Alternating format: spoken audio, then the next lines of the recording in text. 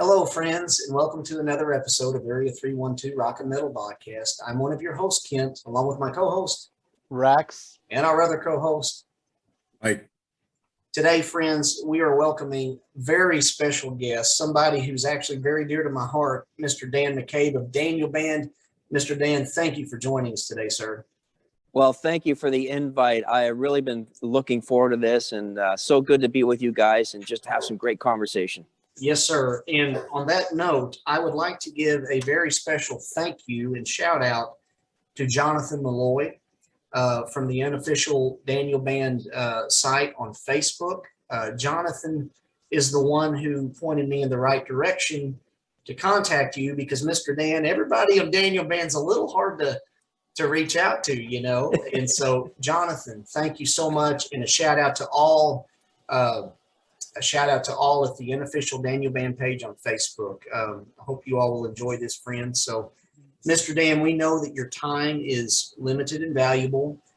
You mentioned to us you're at the church right now recording some Christmas music. Yeah, we are. Yeah, we got to get started early. I don't want to be stressed out in December, you know. That's right. So thank you for sharing your break with us. So we're going to jump right in. Mr. Dan, please, if you don't mind, sir, fill us in on your musical upbringing. Did you grow up in a musical household? Yeah, it's interesting. Let's start with the church I grew up in. So the church I grew up with is very, very conservative. And when you think about what I ended up doing and how I was raised, they're opposite ends of the spectrum. So the church I went to didn't have any musical instruments, no pianos, no organs, nothing, right? Everybody just sang a cappella. And that's the environment I grew up in. So I didn't even have any Christian musical references to go to, other than the first introduction I had that even Christian music existed was Larry Norman. That was the first person I'd heard. And there's people like, you know, we were talking about, you know, sort of grandfathers of the faith musically. You know, you've got people that meant a lot to me, like Chuck Girard and Larry Norman. That was back in the early days. And so all of my influence was secular. I was, you know, heavily involved in listening to bands like Kiss and Rush and, let me see, you know, Rolling Stones and all the bands back in that era, Led Zeppelin. So that was my musical intake. Yeah, I gotcha. Those were some of your influences. Now, Mr. Dan, I know that just kind of doing my research, you were in a band or maybe some bands prior to Daniel Band, and you played piano and keys or keyboard or piano. I knew you beginning in 1984 when I came across Run from the Darkness, and you were playing very expressive bass. What was the catalyst which made you gravitate toward the bass guitar then, coming from the piano and keys?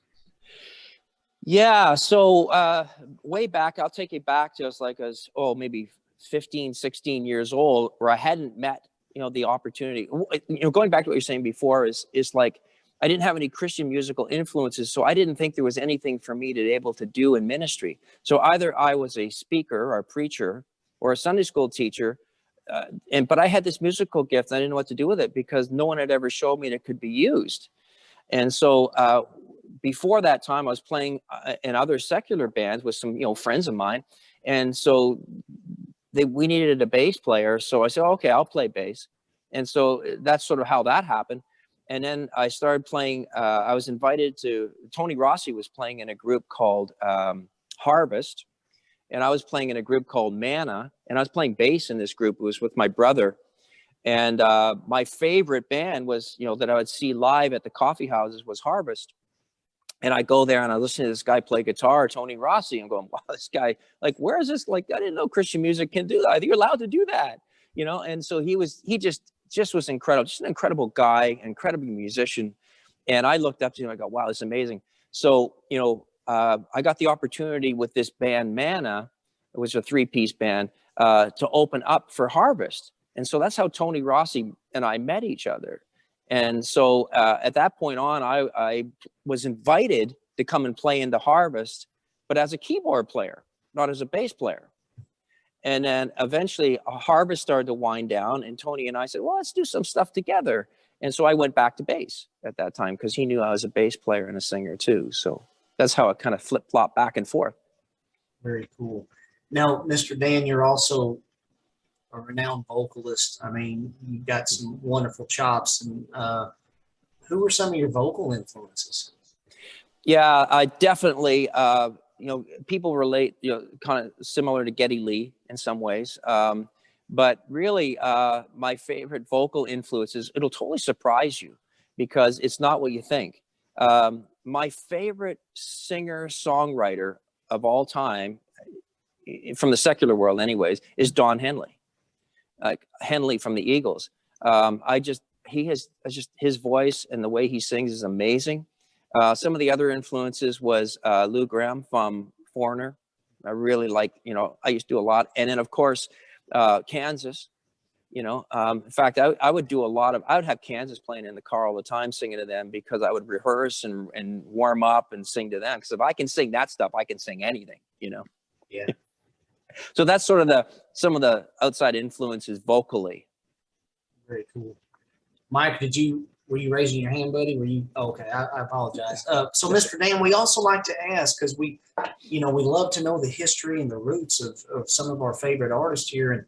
But we're also curious, when did your relationship, your journey with the Lord Jesus begin? Yeah, I was 12 years old.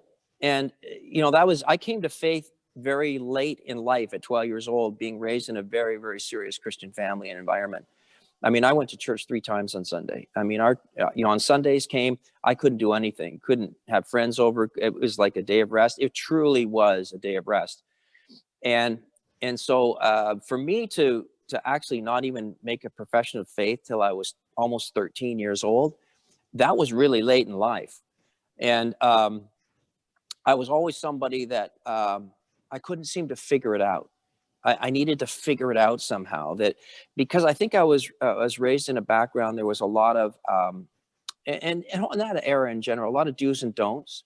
Like, for instance, you couldn't, I'm writing a thing now, but, some stuff in history, but it was like being a Christian is faith in Jesus plus something else. Faith in Jesus plus I don't smoke. Faith in Jesus plus I go to church. And I was having trouble putting those pieces together until someone pointed out to me that it's just faith in Jesus. That was all it was.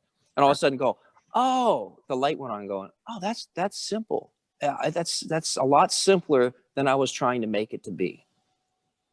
I remember, and it's almost like you're reading my life story as a youngster. And my parents were wonderful, did their best to show us the way and love my parents. I remember, though, our little church offering envelope back in the early 80s. And I can still read, it had like a bunch of different boxes to check off. And it said Bible brought, Bible read daily, blah, blah, blah, blah, blah. And it's like, all these pluses that you're talking about, which, it's that relationship with Christ, as you're mentioning. And that's it, Yeah, that was that era. There was a lot of that in my era, right, coming up. And so, yeah, that was like you. My parents were amazing people, and I'm so thankful for the upbringing that I had and their dedication to serving the Lord, because that played a huge role in everything else that went forward from there. Yeah, there were times that I was afraid to blow my nose wrong for fear that it was of the devil. Yeah. And heaven help me if I let anybody know I was listening to Daniel Band, Yeah, we were banned from many a household.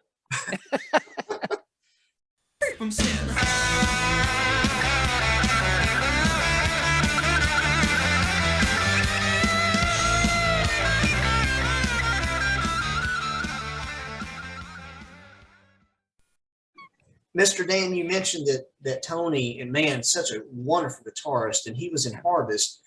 If you don't mind, because also in the band was Bill Finlay, and yourself, and then Peter Cosman initially on the drums. Would you share with us, Mr. Dan, how and when Daniel Band officially formed? Yeah, so there was a coffee house. The church we went to was Bendale Bible Chapel, and Dean and Cindy Westacott, really, really dear friends of ours.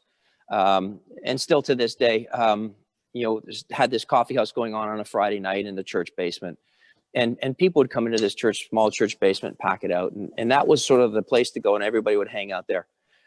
And so Tony, as I say, was playing in Harvest. I was playing in a group called Mana. We met that way because I opened up for him, and this relationship started. Then I was asked to join Harvest. So then I was playing with Harvest, and Tony Rossi and I were together.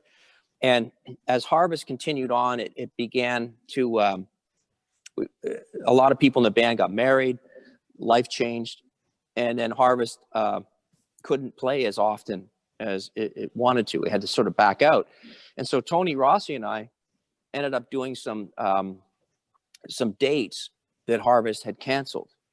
So just Tony and I went, and we brought Bill Finley along. Now, Bill Finley was a friend of ours who was actually one of the main people that was running this coffee house at the same time.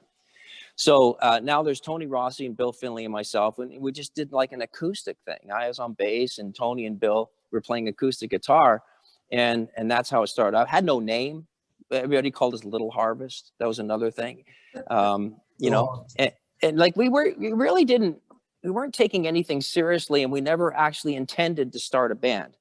We were just filling in for some, you know, cancellations, and that's sort of how the three of us started in together.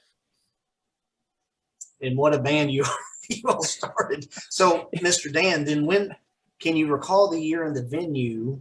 And perhaps is the basement that you were alluding to, is that the one way in? Yes, it is. Yes. Okay. Yeah. So, you know, you're mentioning Bendale Bible Chapel and one way in, and never been to Canada, never been there, but it's like, I know those names from scouring over the years, the notes, you know, in the Daniel Band albums, because that's all we had. But Mr. Dan, can you recall the year and the venue of Daniel Band's very first concert when you were officially Daniel Band? We were officially Daniel Band. Wow.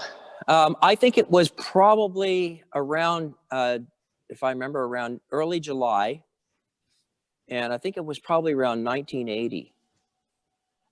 Because we didn't, like I said, we never started out to have a band. We didn't know what we were doing. We were just kind of hanging together as Christians and ministering together. And so there was no official kind of, okay, we have a band that's called the Daniel Band. It just kind of evolved. I mean, even at one time, we didn't take ourselves very seriously at all. In fact, at one time, you know, we were playing at the coffee house and we just called ourselves the Henderson Sisters. Like, you know, that, you know, we were not hardcore planners as far as, okay, guys, let's make a band, let's do this. You know, it just sort of happened. So what transitioned from being this little, basically acoustic trio to becoming a rock band?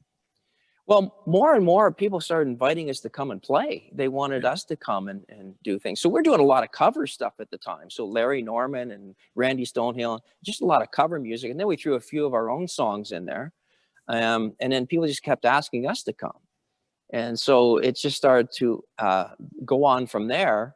And then we thought, well, I guess maybe we should see if a drummer wants to play with us. And so, you know, we said, oh, let's get a drummer. And then we did that. And again, the Daniel Band was always a ministry, even when we got into the recording and the albums and everything else, that we didn't have a strategic plan. We just, a door opened up and we walked through it. And then we'll wait for another door and we walk through that one. So it was really the Lord just kind of pulling us along rather than us pursuing anything. Now, you mentioned playing some of your own songs. Can you, by chance, remember what was the first song you guys wrote together that became a Daniel Band song? Yeah, Tony was the main writer. So we, at one point we thought, well, maybe we should take this a little more seriously. And, and so we took some time off and we started to write songs together. And so Tony and I got together because we had a lot of time on our hands back in the day. We weren't married, we weren't dating, you know, like we had a lot of free time. And I wrote a song called Free from Sin, which you would know from the On Rock album. And Tony had, you know, written He's the Creator. And we go, hey, this is cool. And then I'm Sorry, you know, was another one that started to come up. There's some songs that we never actually recorded. A song that Bill Finley wrote called Invitation. And it'd be great to go back in the studio and actually record that one. Because we never did. It was one of our first songs, and it's a great song. And Bill was a great writer. as well. So those are the few that I can think of when we actually said, okay, let's do this together now. So Mr. Dan, back when the Henderson sisters were kicking it, what genre was it? Acoustic based material as the Henderson sisters? Yeah, for the most part. I think we were just starting to expand a little bit at that point with a drummer. But it was kind of, mostly acoustical kind of thing, and just with a drummer that I knew, friend of mine, and that was playing some drums in Mana at the time. So because when this album came out in 1982, I mentioned how much Petra meant to me as being the very first Christian rock band I'd ever heard, which was quality and turned me on to Christian rock music. And then here comes Daniel Band with this album. And actually it was Run from the Darkness that I first heard, but I went quickly back and, tried to see if there was anything else in the catalog. And lo and behold, there was. And this album is anything but acoustic. It gets the let out in a wonderful way. So Mr. Dan, my question being, going from the Henderson sisters being acoustic based, what drove you all to create this masterpiece of hard rock and early metal? Well, as Tony had a similar musical upbringing that I did, and so we just started writing music that we liked, and we thought, okay, well, I can even remember it now like it was yesterday. Like I was around 16 years old, maybe 17. I think it was 16, and I just felt this overwhelming call to preach the gospel, and it just kind of came out of nowhere. And that was before Daniel Band was even a thought. But the seed was planted. And so Tony and I just said, oh, let's write some music that we really like playing, that we kind of grew up on, but let's write lyrically about the things that we believe in. And so that's why we were so bold, because we were just, our plan was to let people know about Jesus. And so we thought, okay, let's play music we like, and let's tell people about Jesus. Let's do them together. Got you. So how did that go, Dan? I'm sure, because I can remember that. I mean, I was born in '68, but so I can remember in my teens, it was still a really poo-poo idea for quote Christian rock in that. Did you get a lot of backlash and doors slammed in your face to try to do that sort of thing? Yeah, we had a lot of opposition. I'm really thankful for Bendale Bible Chapel, because the elders of that church fully supported us. But when we were doing what we were doing at that time, that was really, really out there. That was really radical. That you would hear a Christian album where it opens up with a blood-curdling scream, and then these lead solos that are just peeling the paint off the wall.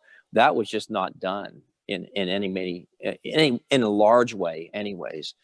So that at the time, that was pretty radical, and yeah, we took a lot of opposition from a lot of churches, not from the world, but from the churches. We took a lot of heat, but the elders of Bendale Bible Chapel believed in what we were doing, and they stood with us, and they took a lot of heat for it too, But the amazing thing is, and this is maybe part of the other interview, but it kind of dovetails into this, is that way back, I guess it was 2011, 2012, Daniel Band received the Lifetime Achievement Award from the GMA in Canada. And that's like the Dove Awards in the United States. And that was such a huge, huge honor to receive that. I mean, I cried like a baby when they told me that we were going to get this award. And when they got up to speak about us, what they talked about it was how the Daniel Band had paved the way and dug the trenches for what's going on today. That we took all the hits and fought the battles. And we did. We fought a lot of battles. People thought we were of the devil, that we were a satanic group coming, as disguised in sheep's clothing and all that.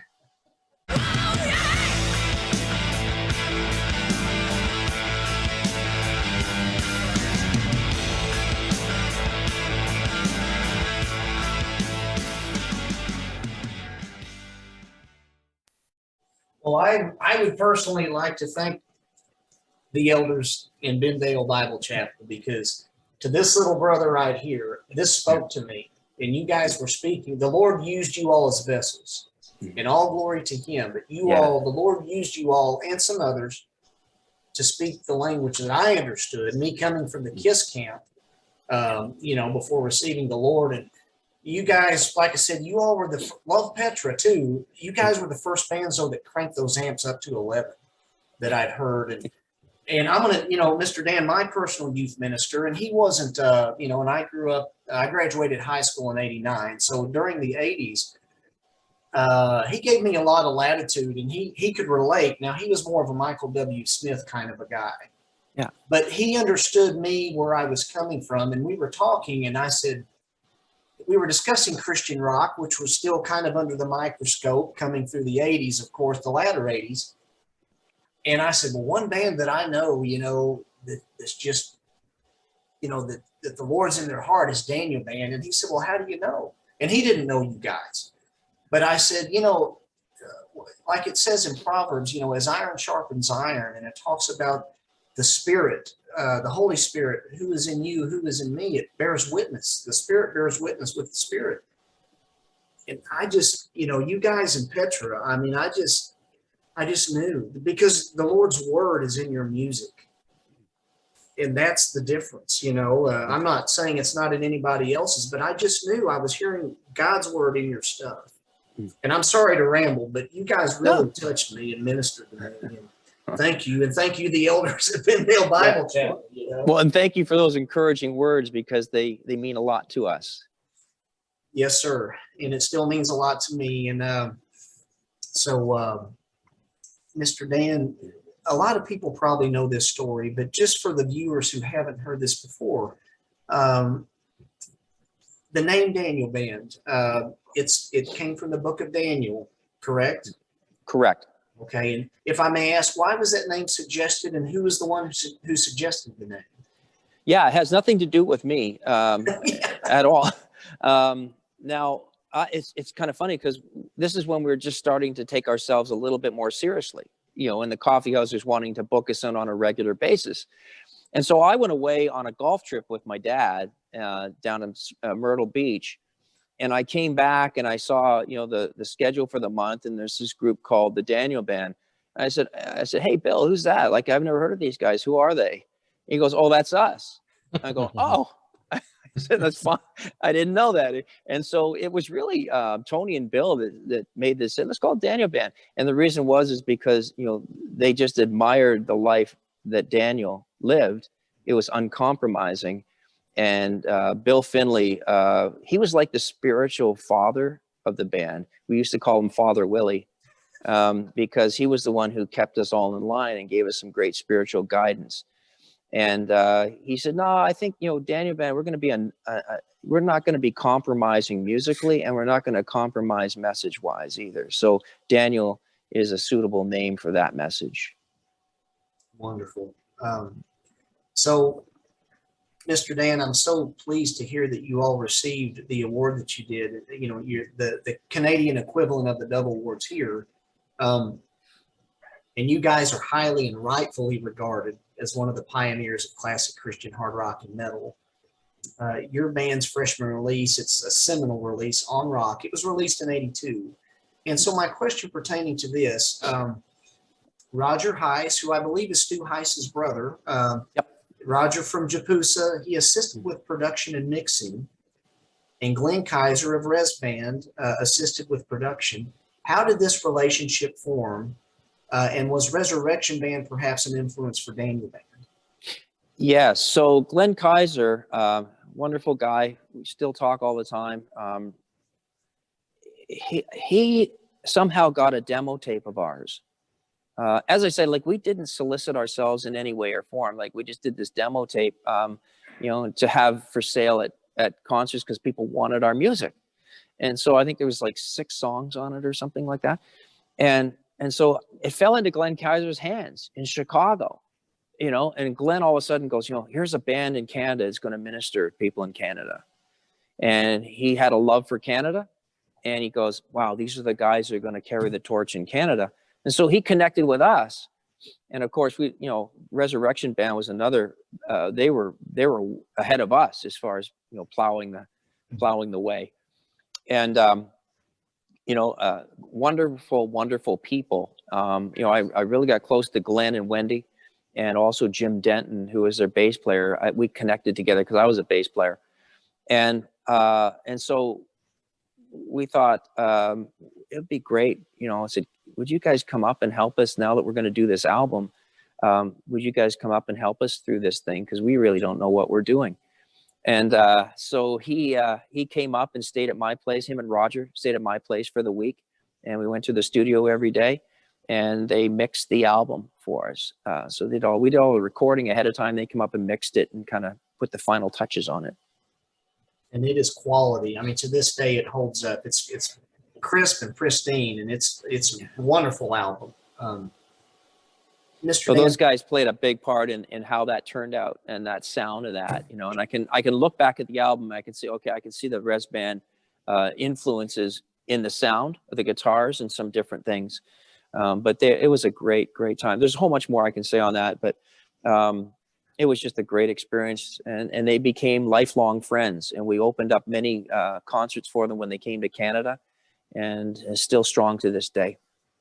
That's wonderful. And we respect Res Band. We kind of consider them the first classic metal Christian band out there as far as that specific genre. And of course, Area 312, it's named in honor of a Res Band song. So, and Glenn was our first guest, and we really respect and love them, all the people from Res.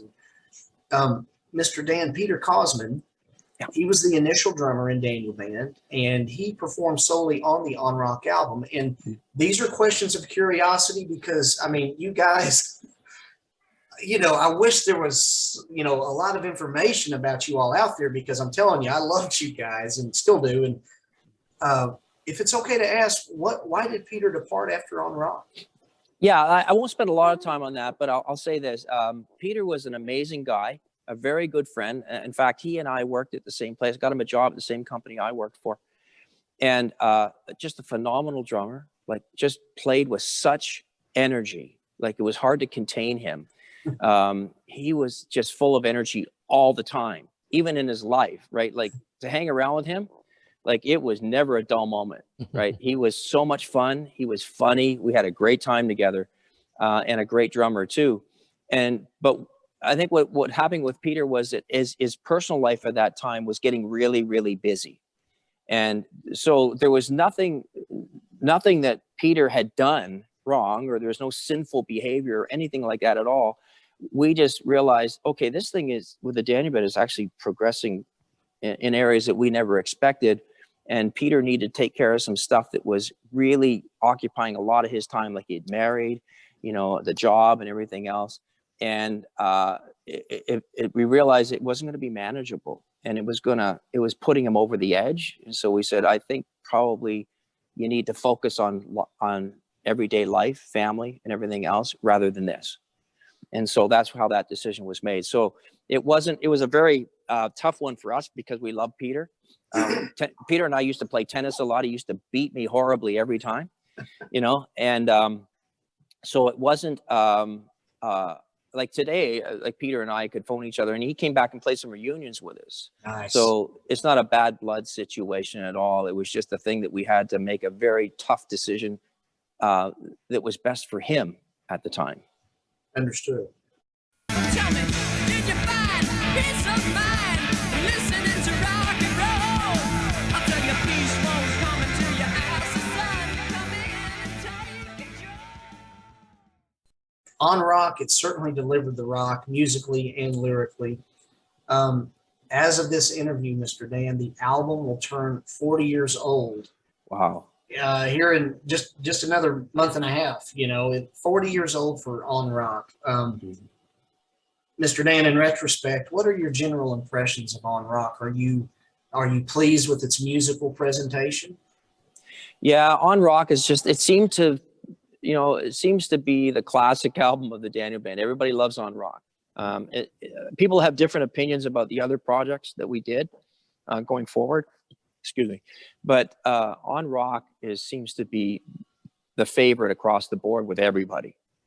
And so I don't think, Tony and I have talked about re-recording, some of the classic songs, you know, today in a modern day. And we've had many conversations. We thought, you know, it just needs to stand as it is, you know.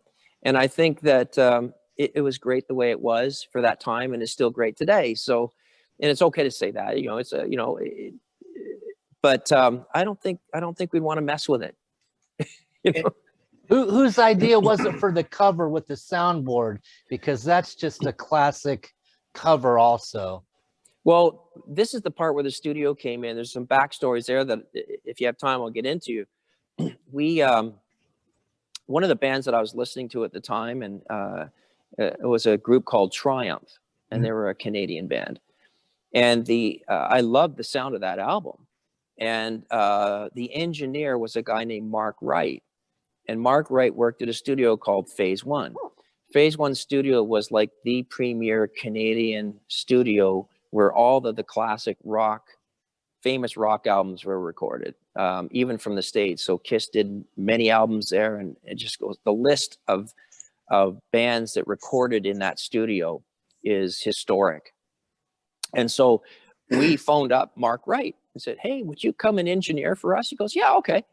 And so he booked us into Phase One to do the mixing of On Rock. Now, On Rock was recorded in the basement of a church in downtown Toronto. We rented a 24-track machine and recorded it in this small little studio in the basement of a mission in downtown Toronto. And we just did all the recording ourselves. A guy named Wes Storms, who owned the studio, you know, pushed all the buttons for us and did the recording. And then we took it to Phase One to have mixed down by Roger Heiss and Glenn Kaiser and Mark Wright as the engineer. And so that's how that actually happened. And I forget what the question was because I started rambling. So The album cover. Oh, the album cover. Okay. Yeah. That is the mixing console at Phase One. And so what we did is we took all the track assignments, we assigned the tracks to all the different, you know, auxiliaries and everything. And we just spelt Daniel Band with it. And said, hey, that looks really cool. And we took a picture of it. Neil Delandria took a picture of it and said, hey, why don't we make that our album cover? And that's how it happened. Again, just kind of nothing planned, no strategic plan. Just, hey, that looks cool. Let's do that. I mean, isn't it funny how some of those just impromptu things just become classic then? You know, I mean, I didn't know that. I figured maybe that was really planned out for the album cover. Yeah, now it's interesting. The album cover that you're showing me there on the On Rock, that's the American version. Really? The Canadian version doesn't have the Daniel Band at the top. It just has On Rock on the bottom and Daniel Band in the red kind of dots. Okay, yeah. So this is the American. Yeah, that's the American release. So is the Canadian version more like this where it just says Daniel Band? That's it. Okay. Yeah. And I'd just like to say, if I may, Mr. Dan, because you mentioned something, you said that you and Tony were kicking around maybe re-recording this album. Now, whatever you guys choose to do, I'm going to be pleased, tickled pink, just to something new from you guys. I do have some ideas I'd like to share later, but I would like to say Retroactive Records put this out in 2010. Yeah. And it also includes It All Turns to Rain and I Give You All, two additional tracks that you recorded in latter years. This is superb. This rendition that was remastered that Retroactive did with you all is superb. The initial On Rock was superb, but what this did was it just kind of crisped things up just a little bit more, but there's a nice spacing, so to speak, or separation of instrumentation. Everything is so crystal clear, and my hat's off to, of course, to you guys for the wonderful album, but there was a lot of love and care put into this, and this doesn't need to be messed with. This is perfection, is what I'm trying to say. So, well, what I did with that is when they wanted to re-release that album, I said I want to remaster it, and so we went into my friend's studio and we did some remastering, and I you know, with the technology today, we're able to clean up a lot of stuff. So, you know, even of course, because I'm the bass player, I cleaned up some stuff in the bottom end and changed some stuff and made a little heavier, a little thicker than the original on rock was. So that's probably what you're picking up on, and better separation, better clarity, Yes, but yes. but just a bigger bottom end sound to it. And it's 2 thumbs up. And friends, if you do not have this, I believe it's 2010 Mhm. collector's edition of On Rock, I promise you this is worth it. If you already have a former edition, this is the quintessential. Trust me. And so, Mr. Dan, a hallmark of Daniel Band's output is that you and Tony Rossi, you all do lead vocal trade-offs. But one of you all would sing lead. You're the predominant lead vocalist, but Tony also sings lead. And my question is, how do you and Tony decide who will take lead vocal duties for a given song? Because it's not necessarily who writes the song. How did y'all choose that? Okay, that's an amazing question. Before we get to that, I just want to back up a bit. You had mentioned the On Rock album. The 2 bonus tracks are on there, Unturned Serene and I Give You All. Yes, sir. Right? There it is. So I just want to give this plug out there. That song, I Give You All, was written by me and my son Josh. And he's followed on as well in music. But we can talk about my family later. You want to put that? We'll put that in. We'll talk about that later. We can talk about him. He's in Caves, is he not? Yeah, he's in Caves, and he's been doing a lot of work there. And my daughter, Stephanie McCabe, she works with Bethel Music. So she's very connected and with what's going on in Christian music as well. She doesn't record with them or anything, but she actually does a lot of work on the Bethel music side. So, and then my youngest daughter, she's not musical at all, but she just came alongside. She would make cookies and she'd do all the stuff that made musicians happy, So, Sure. but let's get back to your question on that. Well, Mr. Dan, at this juncture, really quick, then, what genre of music is your son playing? What is Caves? The genre? Caves is a collective. Like he does a lot of worship, but he also has written a lot of other songs that aren't necessarily worship.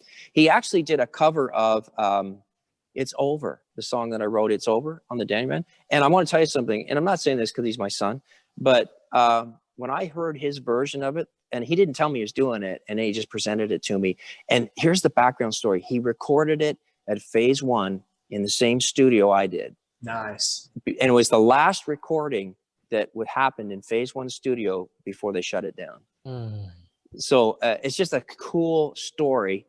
And his version of it blew mine away. Like, I just love the way he interpreted it. It's way better than what I had in my mind.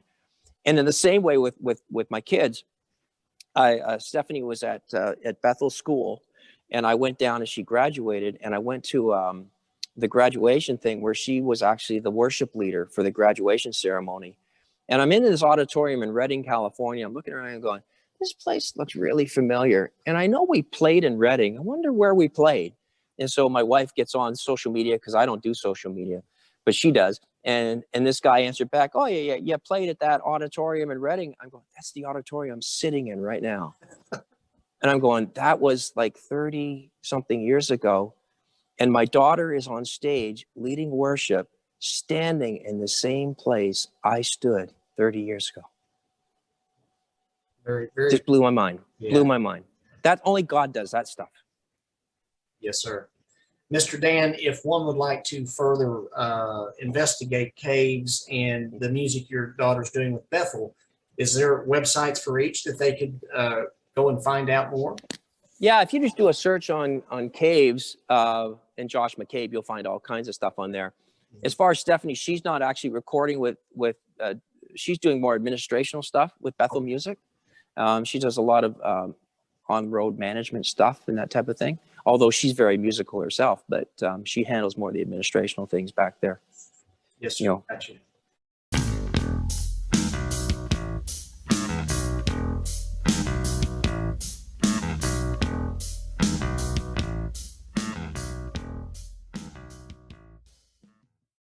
So then, Mr. Dan, how did you, reverting then back to the question, how did you and Mr. Tony, how did y'all decide who will take the lead vocal duties for a given song in Daniel Band's catalog? You know, that was I was thinking about that. I was driving in here today. I was thinking, wow, you know, that was a unique situation, because Tony and I never had, to my recollection, I never had a disagreement about who was going to do what, which is probably very strange for most bands, because Tony was the main writer, and yet I would sing a lot of his stuff, right?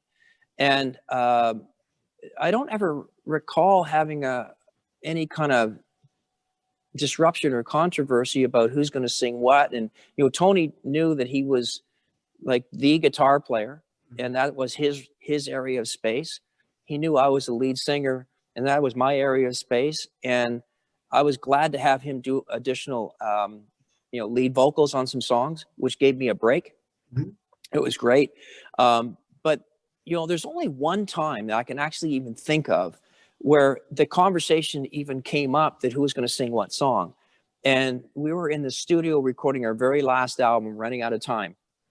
And that was a whole other thing we can talk about, how we had to record that one. But we were just finished recording all the tracks to Black or White, the lead track. And like we were almost recording that or producing and writing that song in the studio, because we were doing it very quickly and on the fly.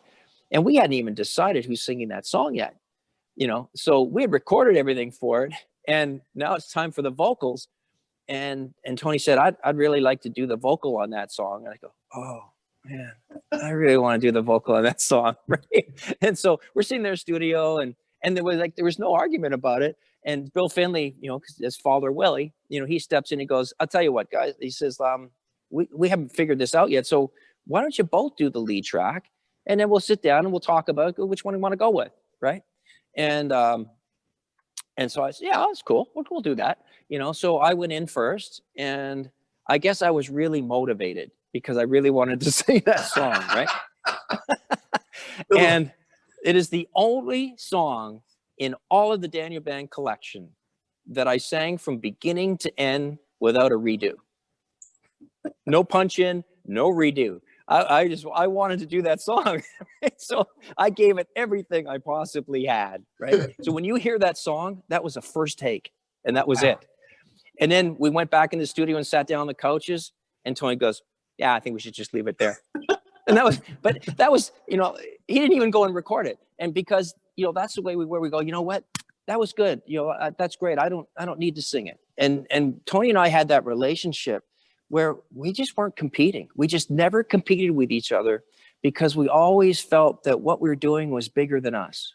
Sure. The reason why we were doing this, it wasn't about us. And I can honestly, people say that stuff all the time, but that's the only way we could have gotten through so many albums and so many years and still be really close and good friends today, because it was why we did what we did. And so we just didn't have those kind of things. Even songs about, well, I wrote this song, I want it on the album, or I want that song, I want it. We just didn't have that. We just said, that's the best choice. Let's do that. And, I didn't even think, my headspace wasn't that there was any competition. I just, for starters, I applaud the variety that you and Tony offer, but just kind of in reflecting on the Daniel Band catalog, it's like, well, not every song that Tony wrote, Tony sings. I believe some of Tony's songs that he had written, you sing lead on, and then Bill Finley, Undercover Christian, and some things that he had written, Hold On. Yeah. And I know that sometimes there's more than one songwriter per song, but when Bill had primarily written a song, that could have been up for grabs. But I applaud the variety. Two Roads, Tony's voice is perfect for that song. Yeah, I think where it kind of fell naturally is if you look at the songs that Tony sang, and to use a secular reference, say, there were songs that sort of had like almost an AC/DC feel to them, which really fit his vocal style. Mm-hmm. And it didn't fit mine, but it really fit his. And so that's why we look at it and go, well, of course, Tony should sing that, because that's that style of music and that's what he does vocally. And that's why it works. Whereas other things like I'm Sorry, that is more a melodic type of thing, is more suited for my kind of voice. And so we just kind of naturally put what worked in that moment with that style into place. And so it was like a no-brainer. Of course you should sing, Two Roads, or of course you should sing 16, because that's an AC/DC kind of style, and that's what Tony's vocal style is. So that just is a good marriage. That's right. Tony's Well, voice. Go ahead, Mike. It's nice too, because I mean, when you can have the humility and I guess personal character to be willing to admit what's better for the song, you know, just like that situation where you described that you went in and did that lead vocal and then Tony said, no, let's leave it.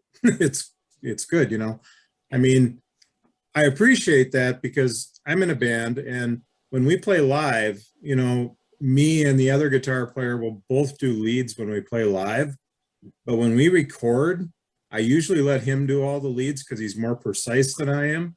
So I know it's better for the recording to let him do it, you know, and then that's good because it's better for the music, you know. And so, Well, we should unpack that even a little bit Yeah. more, because if you take the song Black or White, that is a style. That song, the style of that song, Tony would have done an amazing job with. Yeah. So because that would have fit him, his vocal style really, really well. So that was why I could look at that and go, okay, that's a song that would be up for grabs, because he would do a great job of that song. If he had done it, it would have been equally as good. Yeah. You know, the performance on that for that style. Dan said he put some turbo behind that song because he wanted. Yeah, he just a wanted little to- more motivation. Well, that's awesome. It's awesome. Mr. Dan, reverting back to On Rock, and then we'll get into the next wonderful album. Somebody Loves You, and love that song.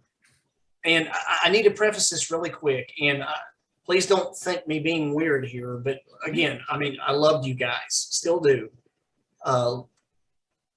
Back in the early, like 2000, in 1999, 2000, back when the internet and all was still pretty young and before social media, I found some way to, like, it's a whole new world out there in computer land. And I'm like, I can see what the computer shows about Daniel Band, you know, and somehow I found a way to to message you guys somehow. And I asked about 8 or 10 questions, and lo and behold, your wife, Michelle fielded those questions. She got them somehow, and she responded to me, and she said, got your questions. I will ask Dan and give you his answers. So this question is one of those questions from all those years ago, 21 years ago now. At the forefront of Somebody Loves You, a spoken word is given, and I believe that your then album engineer, Rene Boucher-Broussard, is addressed in the reference. What's being said at the forefront of Somebody Loves You, Mr. Dan? Absolutely nothing. That's the brilliant part about it. Rene was also assisting engineering on that album, and he was one of the other engineers that I worked with at that little studio. And Tony went in to do the vocal line on the backup vocals, right? And the mic just happened to be on. He didn't know it was in record. And he goes, hey, okay, Rene Boucher. And he was talking to the engineer. Right? And he said, that's really funny. Let's leave it in there. And people will want to know what that is. And it means nothing. He just was, he was just yelling out to the engineer in the studio, hey, I'm ready to go. Well, it's awesome. You know, I was like, for years, it's like, what is being said here? You know, and anyway, so. And like the name, his name was Rene Bouchard.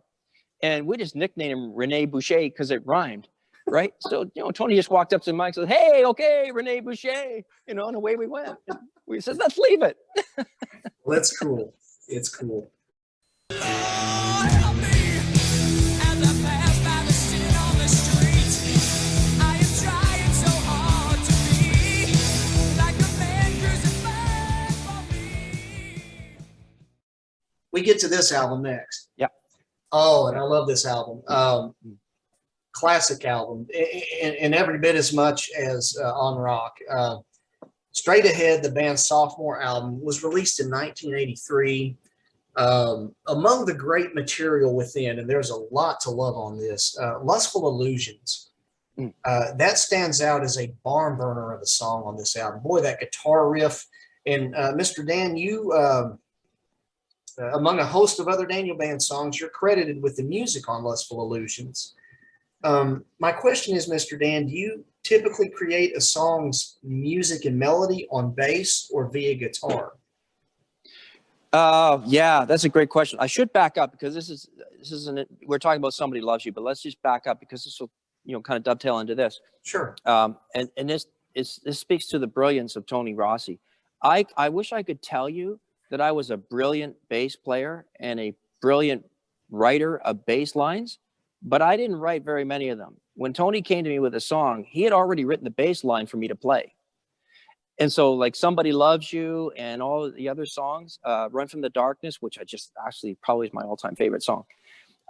Tony actually wrote those bass lines and told me what to play.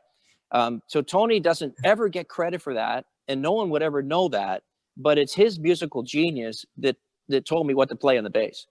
And so what happened, so where were we going with that? Sorry, I get sidetracked. I was asking you, Mr. Dan, you're credited with Lustful Illusions, one of the standout tracks for me. And I was asking you, how do you write the music for a song? Is it via bass or guitar?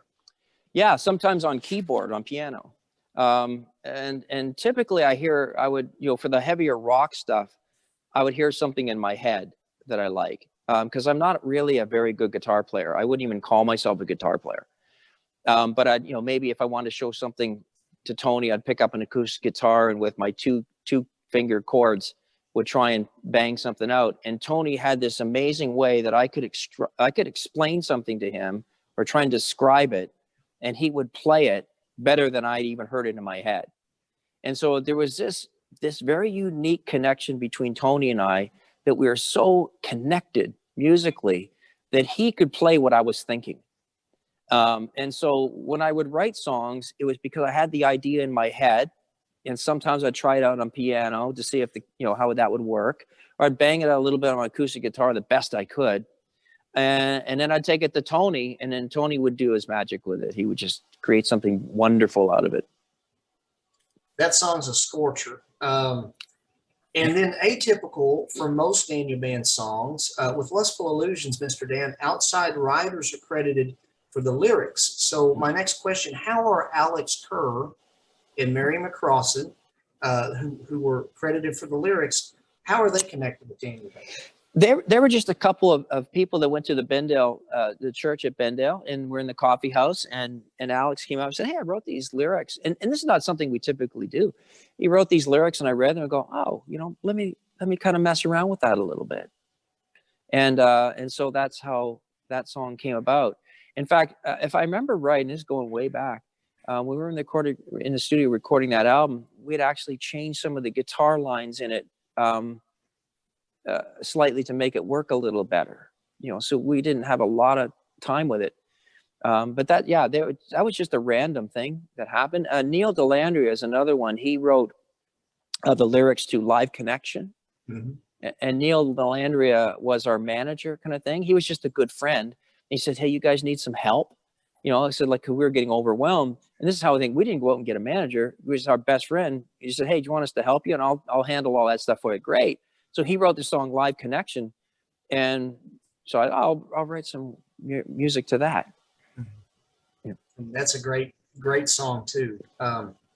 So basically then, because my next question, and I think you answered it, then the lyrics were created first for what will become Lustful Illusions, and then you all wrap the music around that. Yeah. So. Now, typically, when I would write stuff, I would kind of have a musical feel in mind first before I put the lyrics to it. So the opposite. Right. I got you.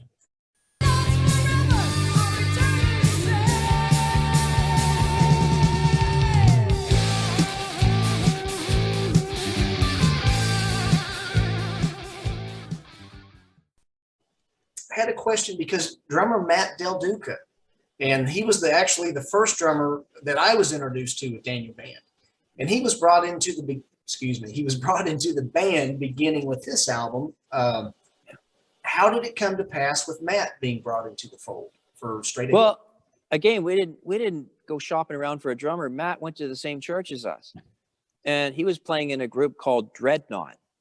The idea is fear God and dread not. So they called themselves Dreadnought. And, they'd played a festival that we had played at when we were, called Little Harvest. And so we knew each other as friends, right? And Matt was a very, very different drummer than Peter. Matt was a finesse drummer, and he was like I'd say almost a jazz drummer, but he had a creativity behind him. And so we thought, hey, well, he can drum. Let's see what happens. And so he had to change who he was to fit who we were. And so he came more over to the Neanderthal type style of music that he was used to playing. Gotcha. He was a lot better than what we were asking him to do. Well, he brought the chops, and Peter had the chops too, and both great drummers. And so, Mr. Dan, in continuing straight ahead here, although straight ahead yields a hard rock core, and at times it borders on that classic metal, the album also delivers a variety. There's the radio-friendly You're All I Need, the Jamaican-influenced groove of Thank You, and then the orchestration behind Come Into My Life and the acoustic ballad In My Mind. Mr. Dan, in hindsight, in thinking again about this album and the music on here, Straight Ahead to me is arguably the most varied in its musical scope within the Daniel Band canon. So was a different approach used when crafting the whole of this album, or was Straight Ahead simply the result of the natural musical music at the time? Well, a little bit of both. So here's how that sort of changed. Now, at the time that Straight Ahead was written or recorded, Tony and I were listening to Kansas a lot. And at that time, I think the album that came out was Play the Game Tonight. That's Final Confessions? Final Confessions. And I love that album. Mm-hmm. And so if you listen carefully to Straight Ahead with that in mind, you're going, oh, there's the influences coming in. Yeah. The da da da da da da da da da da da. That's Kansas. You know. And so now we had a drummer who thought like that. And so we thought, oh, now we can expand a little bit. Just not that Peter couldn't. Peter was a straight on hard rock drummer. Mm-hmm. Matt was different. He was creative, who we had to make a straight on hard rock drummer. And so that's why Straight Ahead had this little veer to it, because Tony and I said, hey, now we can do some stuff that we're kind of liking ourselves. We like, and so that's where that happened. So it made that little bit of a turn. And for example, the second song on Straight Ahead, I think it's called You're All I Need. Yes, I think. Sir. Mm-hmm. That strangely is one of my favorite songs. Yeah.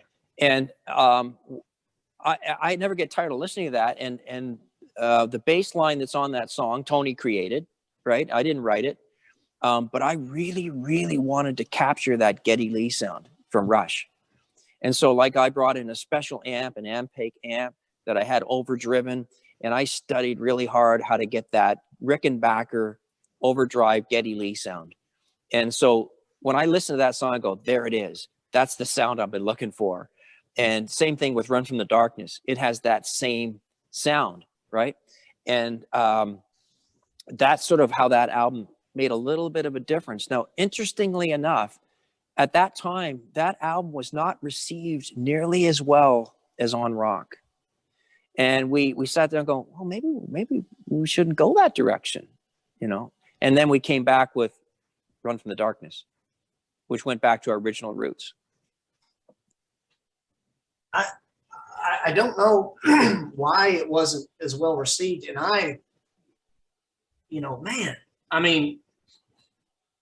Thank You, for instance. Now it's completely different from anything else, in my opinion, in the catalog, but there's such a groove to it. And your bass is grooving, and Tony, of course, with his eclectic guitar, there's a lot of echo in there, and it's got that Jamaican groove influence, and I absolutely love it. And you're popping the bass in there, bam, bam,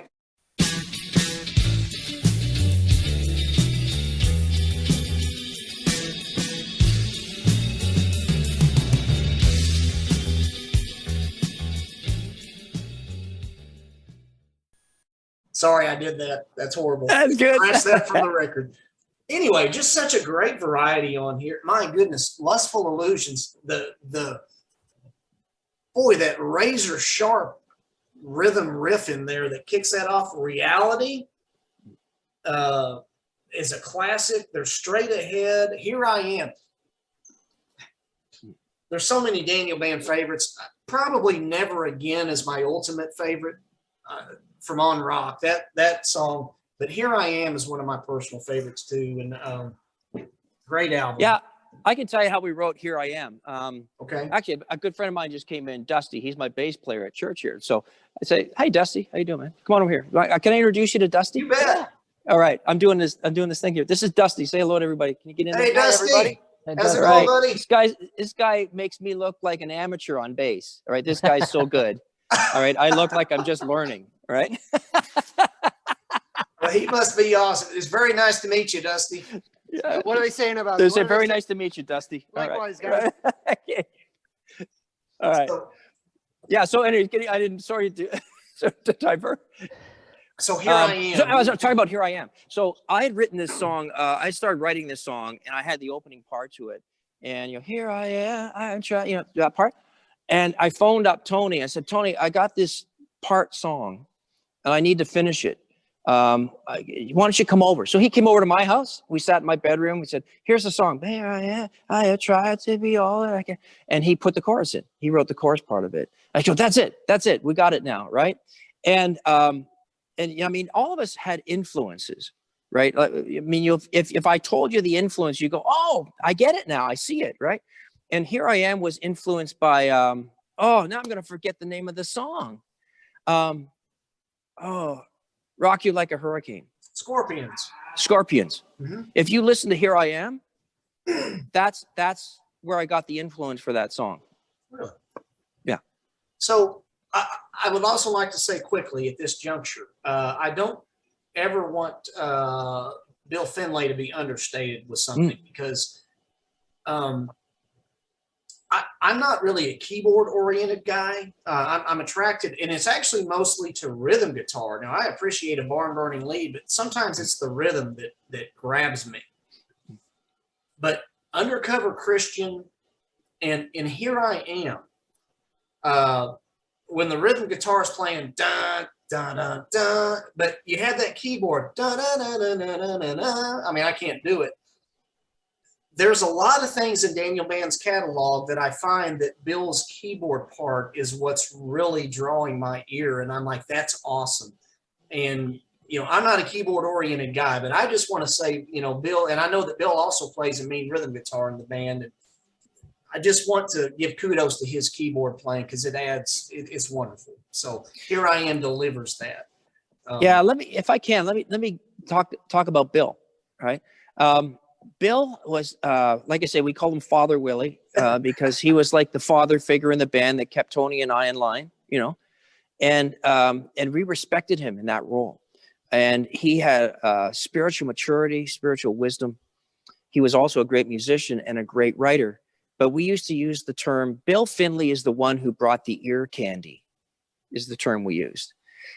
Because he added, like what you just described, he had that extra little bit of that keyboard part or that vocal or whatever it might be to just give it that little bit of extra. And so he came with the riff, Undercover Christian, and he played that. I said, oh, okay, let's do something with that, right? And I wrote, a lot of lyrics on that, and that was a compilation we kind of worked together on. Some songs we actually worked together on, not very many, but he would add that stuff. But Bill's leadership was the strongest part of what Daniel Band had. And if it wasn't for him in there, I don't know how we would have lasted as long as we did, because he was that father figure and that glue that held the family together.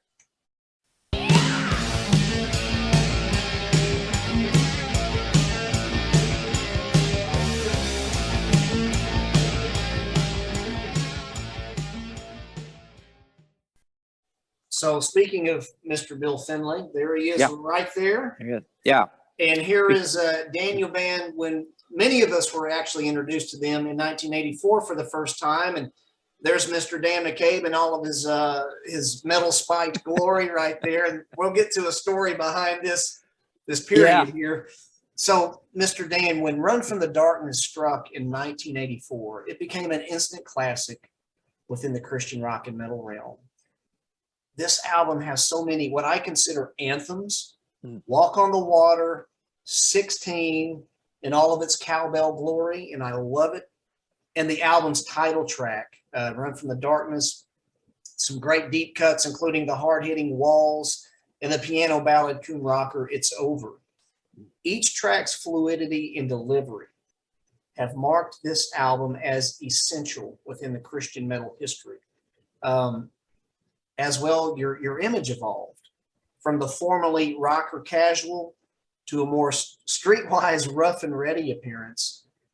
Yet throughout the years, Mr. Dan, I'd read that the band wasn't exactly enthused about the streetwise look. Mr. Dan, what's the official story behind the band's appearance for the Run from the Darkness cover? Okay, so you know how in life you kind of look at things and you go, I wish I could have a redo. That's one of those, right?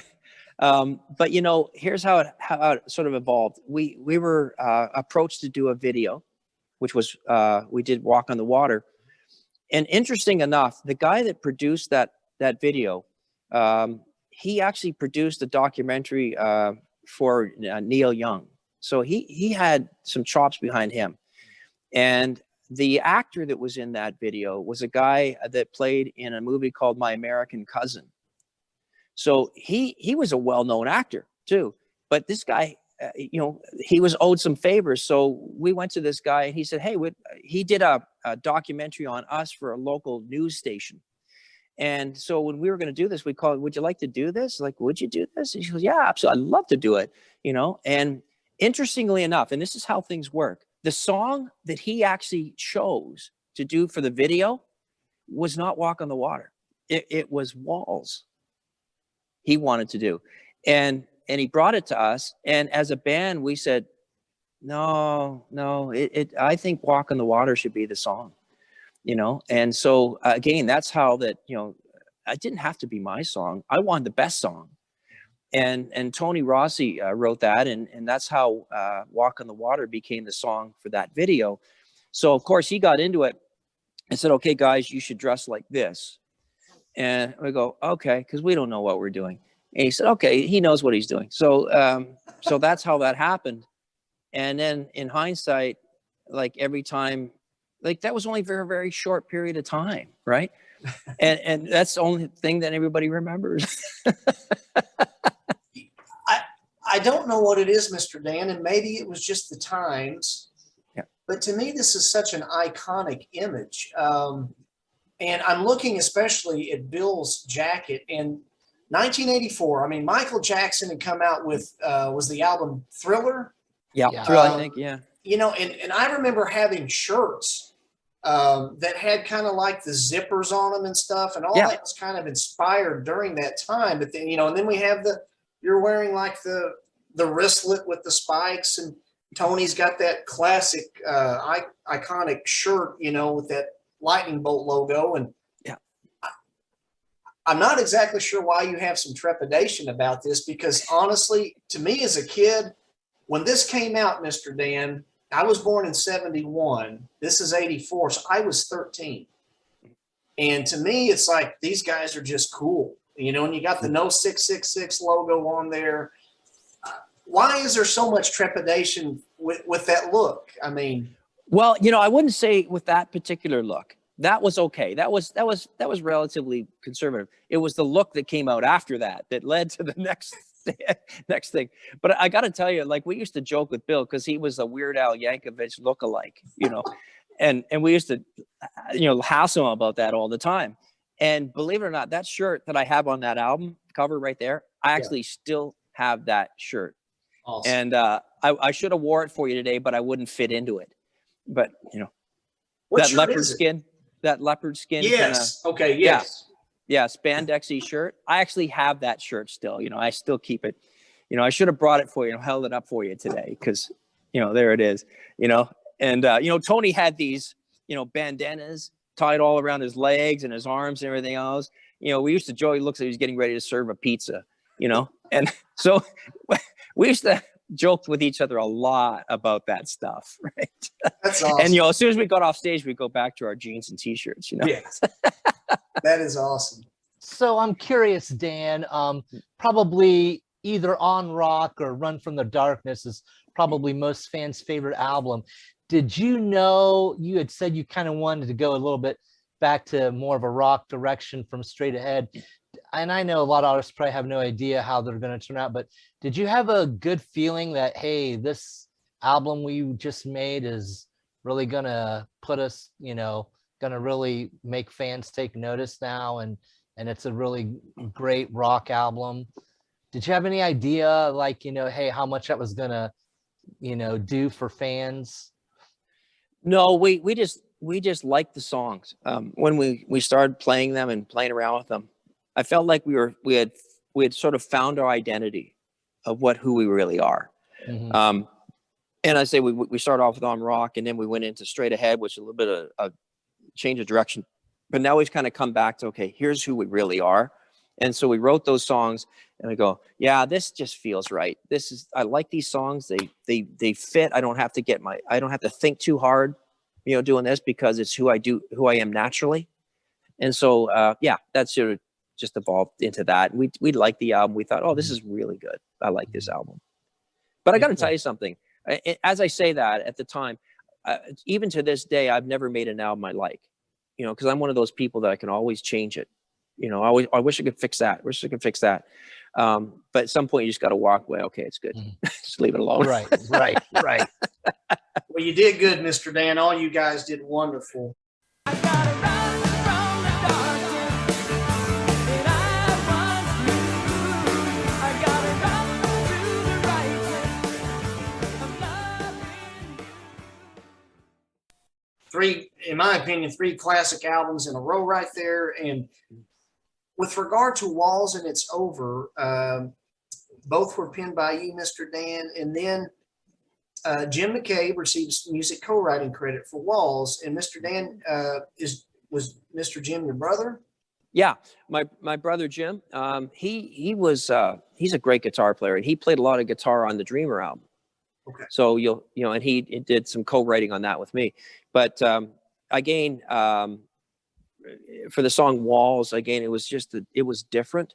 You know, again, had that Kansas influence, you know. And so I called my brother and said, hey, you know, I got this thing going on here. What do you any ideas of where we should go with this?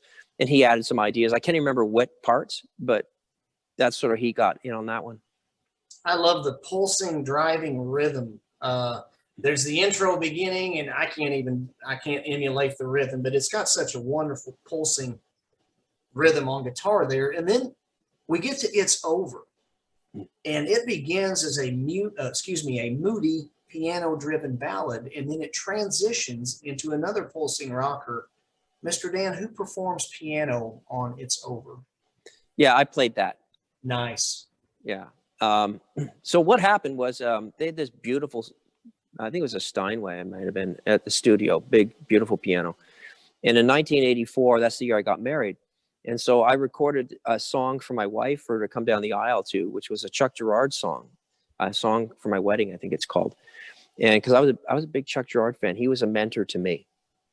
And so we wheeled out the piano, and we recorded My Children on there. And so I did the piano parts for that, and also for It's Over. And I recorded that piano part on there as well. Because that really actually was my first instrument, was keyboards, piano. And you better get down and play before it's over.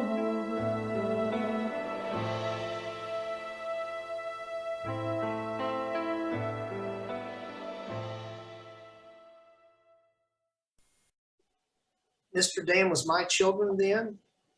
Are you telling me that was recorded initially in 84? No, I'm mistaken. My Children was written on the first album, right? On Rock, I think it was on that.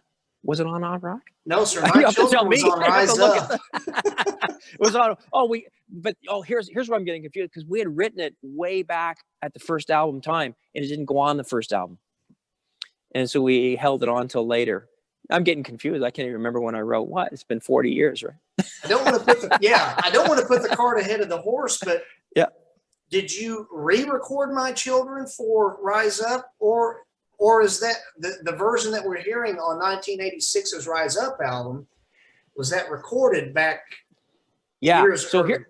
here's why I'm getting confused, because I recorded it twice, because I believe it was part of the original 6-song demo that we did prior to On Rock, and it didn't get onto On Rock or Straight Ahead. And so then we said, okay, let's put it on another album down the road. So that's where, it was recorded 2 different times.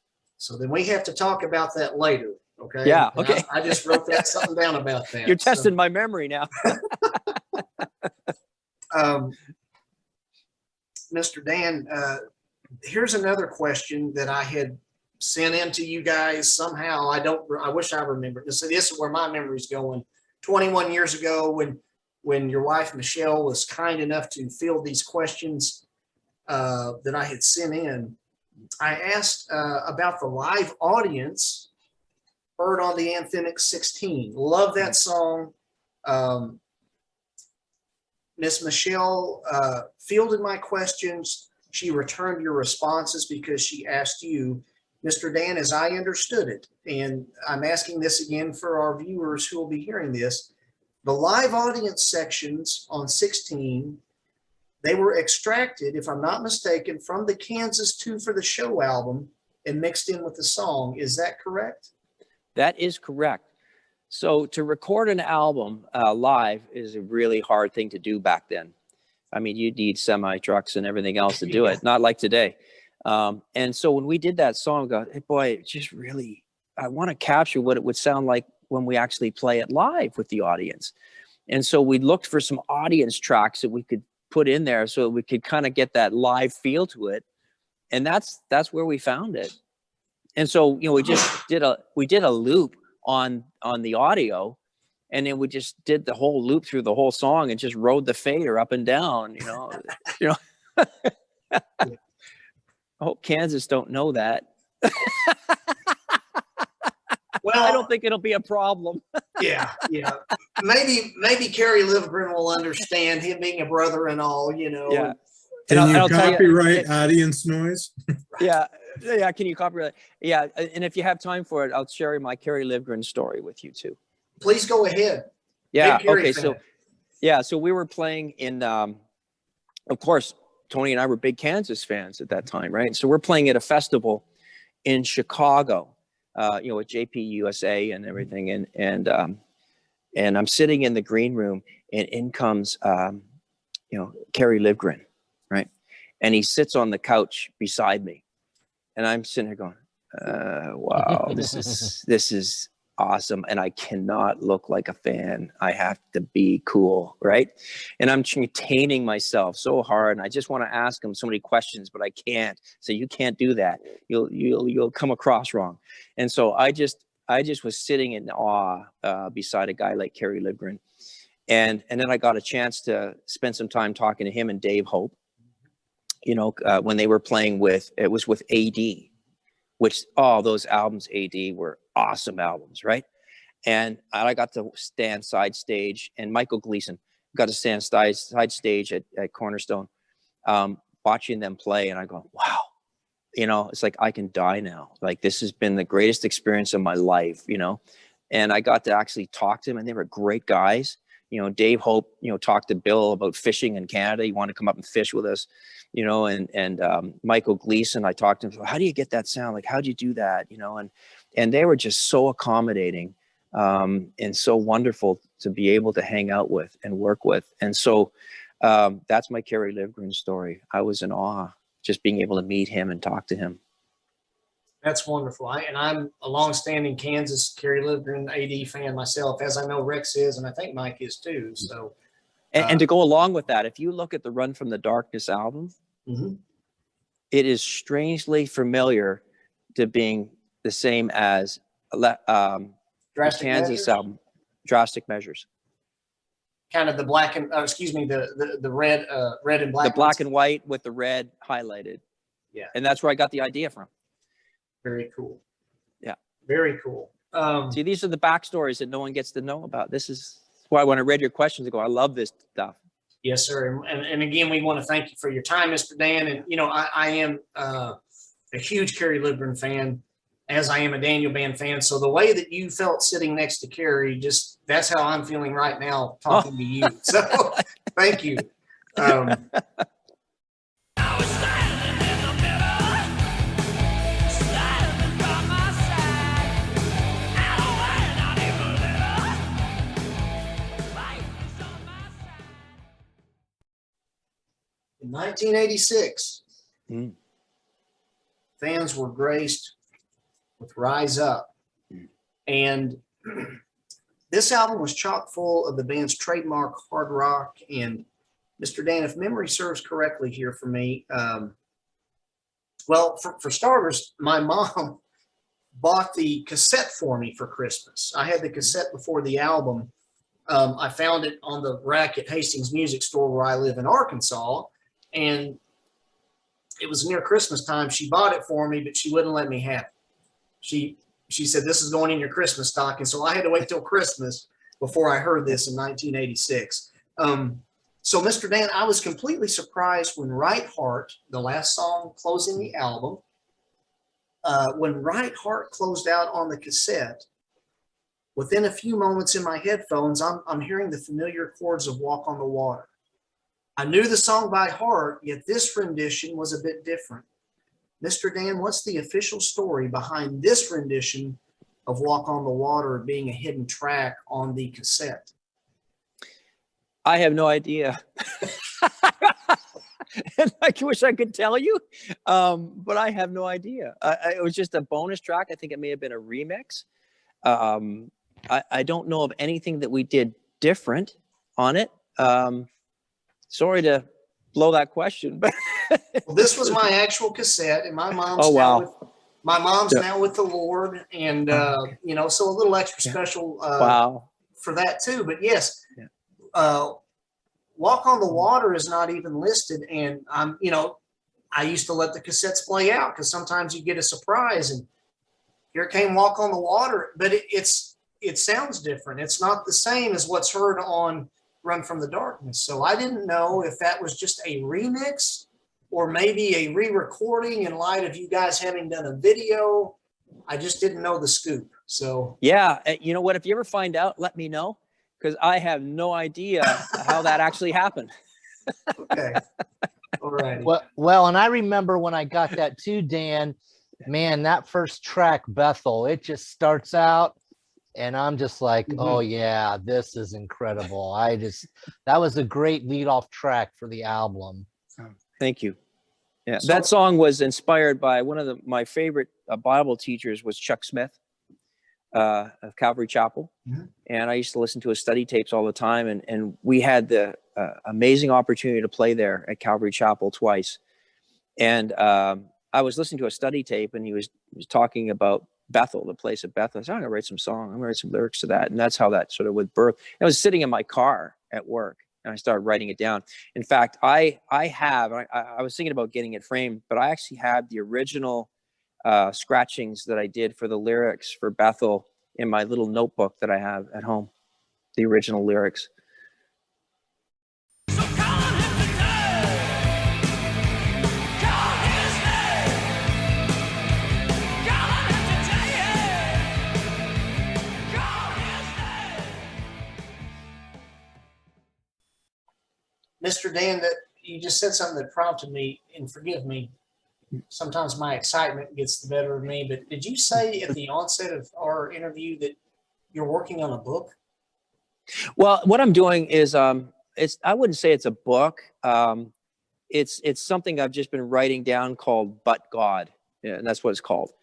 And it's going from sort of the beginning of my life or my ministry life, and kind of just talking about all the miraculous things that God did, you know. And so, you know, it's kind of divided into two sections because, you know, I was in business all my life, but Daniel Band wasn't a full-time job. And so, but it talks about, you know, the origins of Daniel Band, how God orchestrated so many things. Like even talks about how that when I was in high school, I really wanted to play in the high school band, and I couldn't get in the band because the music teacher wanted my vocals in the choir because I was the high tenor. And I desperately wanted to be in the band because it was just so not cool to be in the choir. And they conspired against me because they wanted my vocal in the choir. So the band teacher closed the door so I couldn't get into band, ended up in the choir. And in hindsight, I look at that, I go, that was not the teacher, that was God that did that, because that's what I really learned how to sing on a level that I could sustain it. And plus, what would I do now with a clarinet? You know, that just wasn't in the plan, you know. So that thing that I'm writing, if you want to call it a book or whatever it is, it's a but God, you know. So but God had a different plan, and so he orchestrated the path. So, Mr. Dan, is there, now forgive me, I'm not exactly sure how early you are in writing your book, but is there anything worked out with the publisher currently or anything? No, I mean, I started it probably about 4 years ago, and I probably haven't even written anything in it for the last year or two. So I'm really behind. I really should get back to it, you know?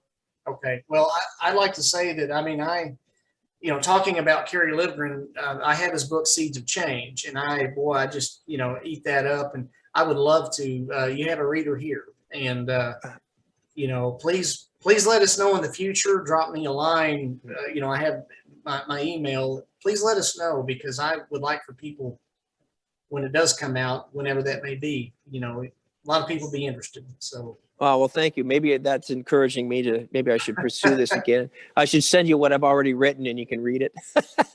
Well, please do, Mr. Dan. If you feel All inclined, right. I would love to.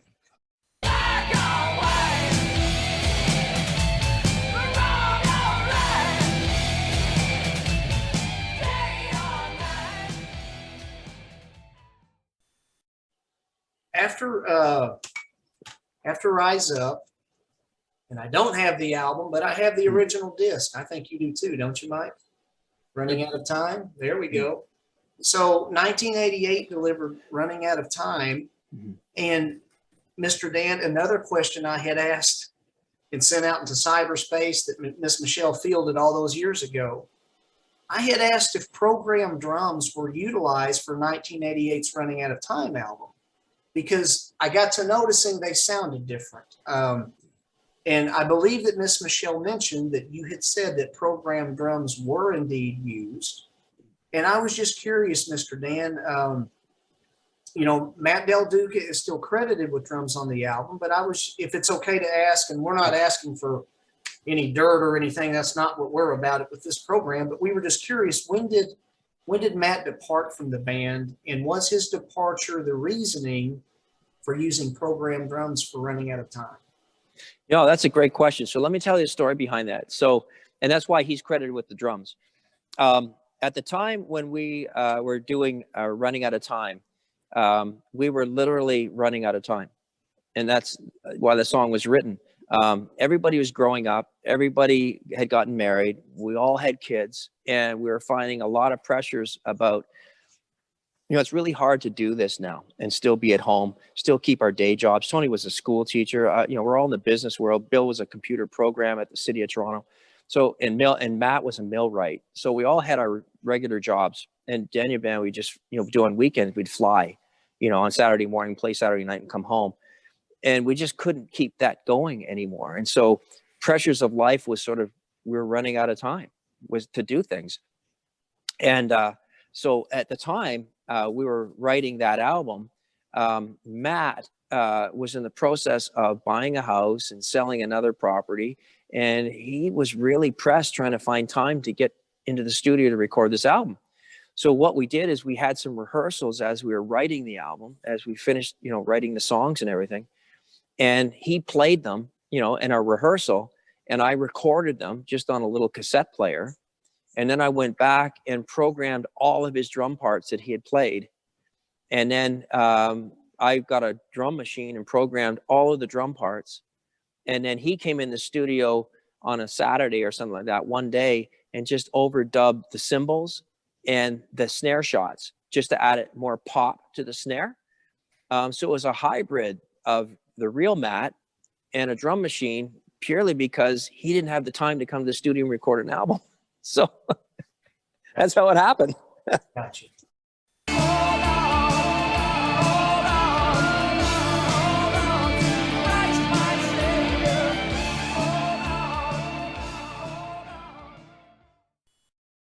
I was just gonna say a little story quick about this album. So I was kind of a latecomer to Daniel Band. This is the album I discovered Daniel Band on. I was 19 years old when this came out, and I bought this and started listening to it. Really liked it, and at the time, I had moved away from home to go to college, and I was living in an apartment complex with a bunch of other young people, and most of them not Christians. And I'm sitting there, you know, playing all my Christian music. And, you know, of course, one of them was this album. And so I was sharing this a lot with the other young people that were around. And, you know, a lot of them really liked it, you know. So whatever else can be said about this album, it was relevant to people my age at the time, college age kids. And, you know, and it wasn't just me as a Christian that appreciated it. So that's great to hear that story. It's funny how that album came about, because all of the work that took on that album was more the drum programming on my end.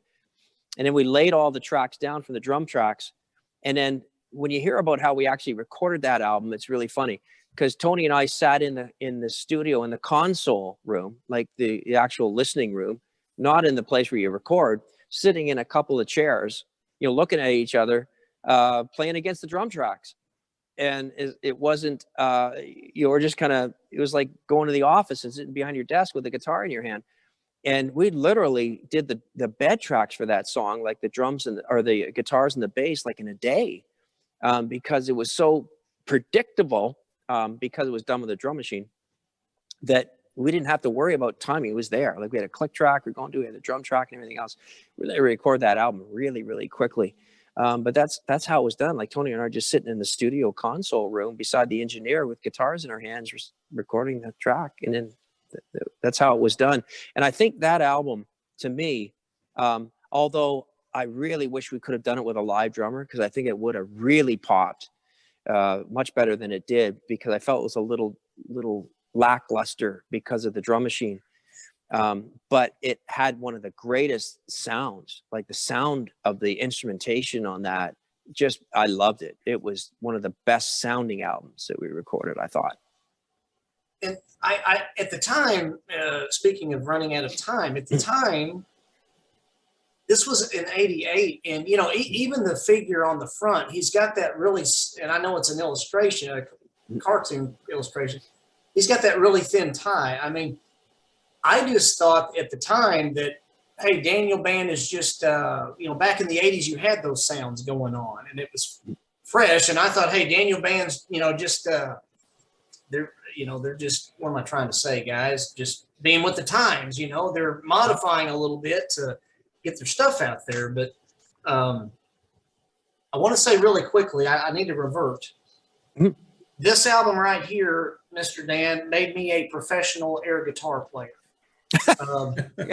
I had my mullet and I stood in front of that mirror, and I mean, you guys influenced me like Mike. Now, several years back, I was in a little Christian rock band, but this was a big influence. But don't give up.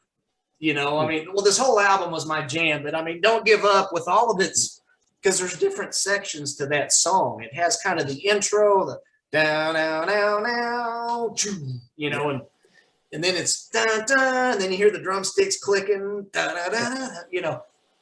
I was jamming, man. I was air guitaring and my mullet was going, man. So, well, sorry. even with that album, we you know, I guess it was probably me more than anybody in the band was the one that wanted to try new things. And so one of my favorite bands, that I listened to at that time for influence was Def Leppard. Mhm. And, Simmons drums came out at the time. And, we're starting to do a lot of flying concerts. And it was really hard to fly a drum kit around. And so we thought, hey, if we get Simmons drums, we can capture that sort of Def Leppard-y type of sound. And these are really easy to carry around, But and here's the thing with Matt. Matt was so complacent. He goes, yeah, whatever you want me to do. He was the most laid back guy in the world that you could ever meet. The total opposite of Peter, like extreme opposites, right? And that was the fun part about playing with the two different drummers as a bass player. You had Tony, which was always playing on the leading edge of the note. That's why it had that excitement and that push to it, right? And then you had Peter, who always played on the leading edge of the note. And so I used to joke with them, like, guys, like, it's not like whoever gets to the end first wins, because trying to hold those guys back into some kind of groove was a real battle, right? So Matt comes along and he's the opposite. He's really kind of a lazy player. He plays on the back end because he's kind of this jazz feel kind of guy, And so now you got Tony who's pushing the beat. You got Matt who's holding the beat behind. I'm going, I don't know where to land. Do I follow Tony or do I follow Matt? But Matt, he just, hey, Matt, can you do this? Yeah, okay. You just do it. And like he never had a word to say, and so I put these Simmons drums in front of him and said, hey, Matt, you're going to play these now. He goes, yeah, okay. Like most drummers would have revolted, right? They said, there's no way I'm playing them, right? But Matt said, oh, okay, we'll do it, And so that's where the sound started to change a little bit, and then we went back to, I'm going to run out of power here. And then we went back to, the more original sound and that kind of stuff. So yeah, that's just a little interesting side story. I had to kind of trig my memory there. Yes, sir.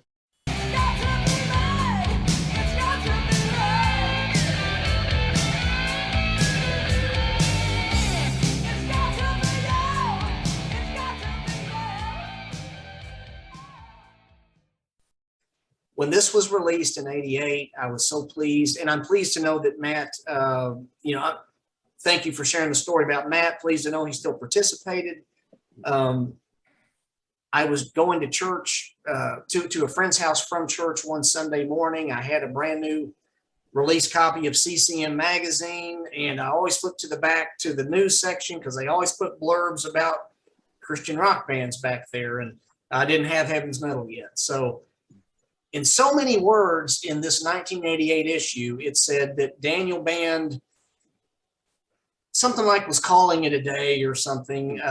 It didn't quite say breakup, I don't think, but in so many words, it was like Daniel Band isn't continuing. So, Mr. Dan, you were saying about Matt and everything and everybody's jobs and whatnot.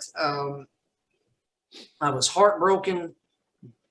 You all never officially broke up, though. You just kind of went into inactive status, and then throughout the years, I think Miss Michelle might have mentioned that maybe once a year you all continued to play like a one-up at One Way In throughout the years.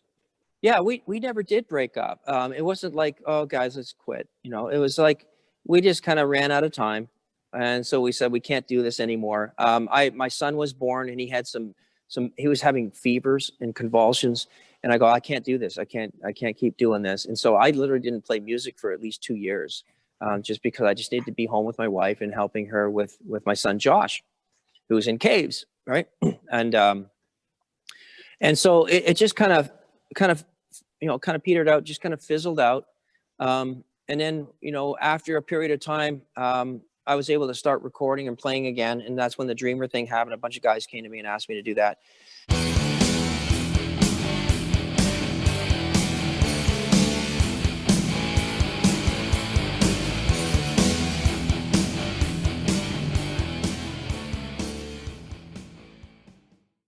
And that was just a very short thing. And then Tony and I, did some reunion. There it is right there, the Full Metal Racket. And so then we started doing some reunion things about 10 years later. And that was great to get back together where we all had a little more time in our hands again. Life had sort of that press moment is gone. And so we just kept playing some reunion things, and Stu Christie came in as the drummer on that. and he's been a long, lifelong friend through the whole Danny Band process all along.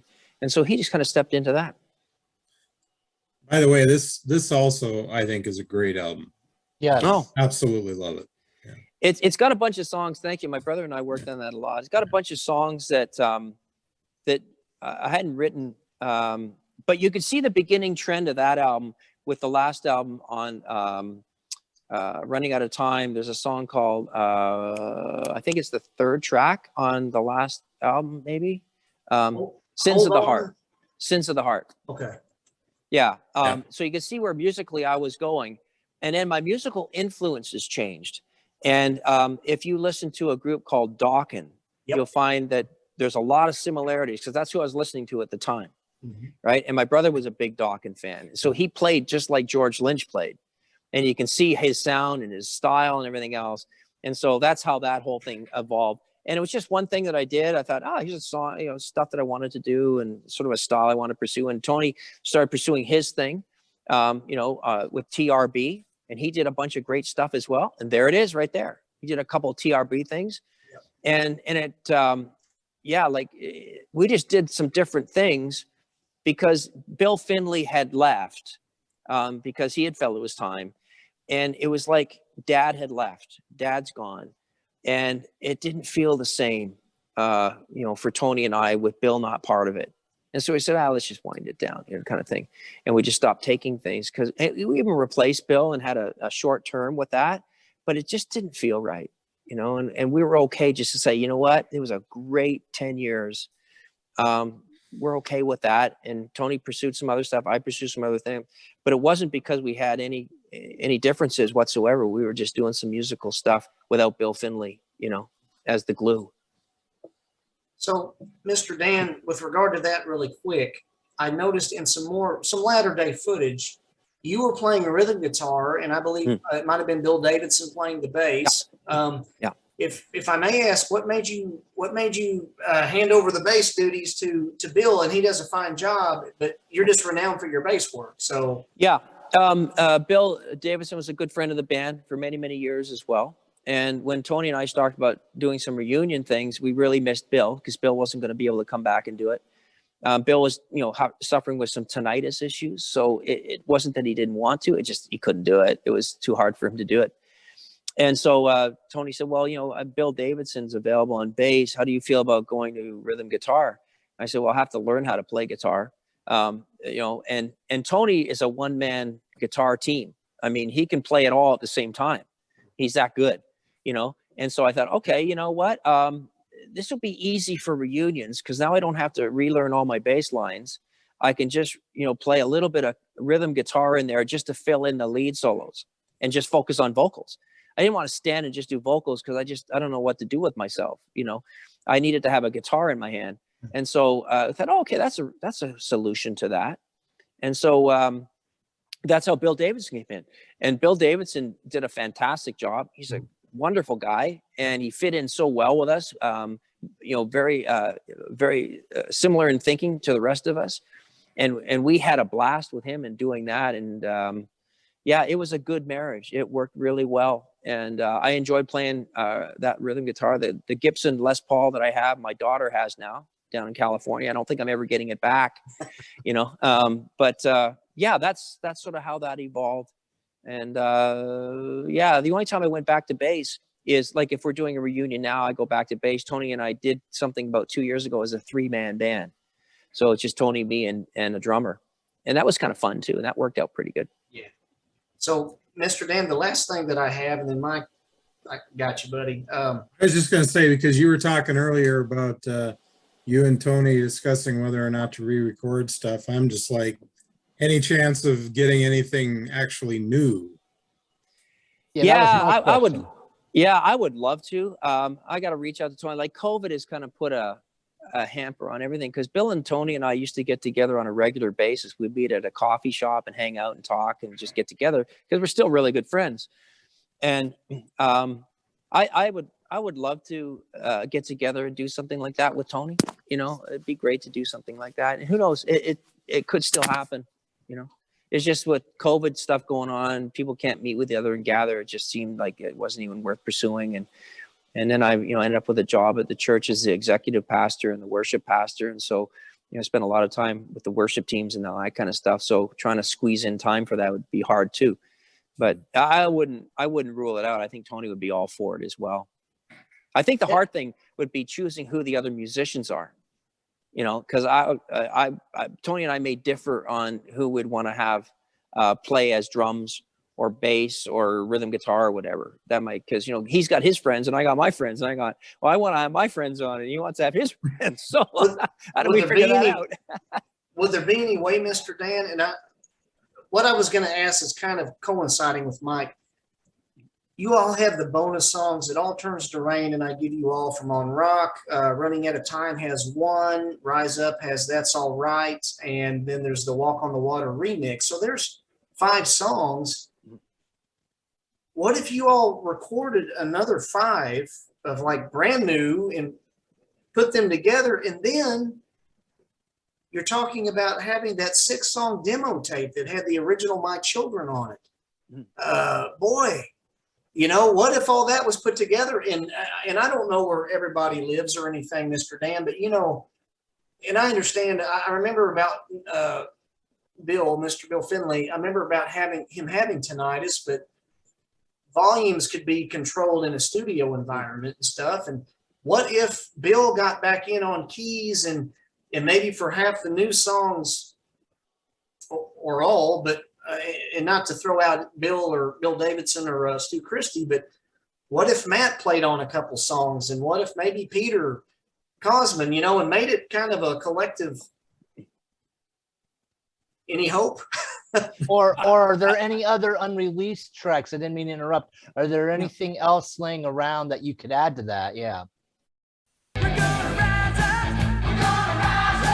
We're gonna rise up. We're gonna rise up. We're gonna rise up. We're gonna rise up. We're gonna rise up. We're gonna rise up. Yeah, I wouldn't rule out any of that. That's all that is a possibility. It's not likely at this time, but it's not impossible either. But I would love to record again with Tony Rossi sometime and Bill Finley. That would be just a thrill for me, and I think they feel the same way. I mean, they would love to do it too if we could figure it out, but that, the conversation that we did have at one time was, okay, we've already got the 5 songs. Why don't we just do 5 more? And then it's a whole other album, right? And so that was a part of conversation at some point. So if you all do re-record any material, Mr. Dan, forgive me, lowly fan here, but I would say it would be this album, because the material is super on it, and I love this album. Long Time is one of my favorite songs on here. I mean, it's superb. The delivery. I love Hold On. Again, Bill with the keyboard, that rolling keyboard, and Party in Heaven has such a great riff to it. Fred and Barney. Yeah. But Mr. Dan, with the drums not being totally, with a majority of the drums being programmed, if y'all re-record any album, this would probably be the one, in my humble opinion, with somebody behind the full kit. Yeah, it's what I'd love to do, and I don't even know if it's possible. I don't even know the original tracks. I think I probably have in my basement, but it'd be great to actually take everything that's on that album and just have a live drummer play to it. Right. Yes, sir. Just leave everything intact and just have a live drummer play it, which would give it that extra kick, Sure. Quick question about that album. On the song Long Time, I almost sense a little bit of a Metallica vibe. Was there? Yeah, Tony wrote that one. Yeah, he wrote that entire thing. That was a great song, and the sound in that song was just, I loved it. The quality of the guitars and the sound was just outstanding. I loved it. Yeah. Mike, I'm curious, forgive me. How do you get a Metallica vibe out of Long Time? Unless I'm thinking of the wrong song. Isn't that the one that has kind of the mellow on the verses and then heavy on the chorus? Is there anything just like a long time? Yeah. I don't know. I could pop it in and play it, but that might be disruptive. I mean, I'm going off memory here, so I think I'm thinking of the right song. I think with that album, what I loved about it, it had a bunch of holes in it. So it had room for the instrumentation to breathe. And that's why it was, the sound of it was so good, because it was very simple. And it just had that extra, when you hit the drum, like you're talking about long time, is there any boom thing, boom, it had that hole, just, that kind of thing, and that's why I think it just, I'm not thinking, Kent, I'm not thinking of like, speed metal Metallica. I'm thinking of more like one of their, more mellow tunes, but yeah. Dan, I got a question. You talked about meeting Kerry Livgren.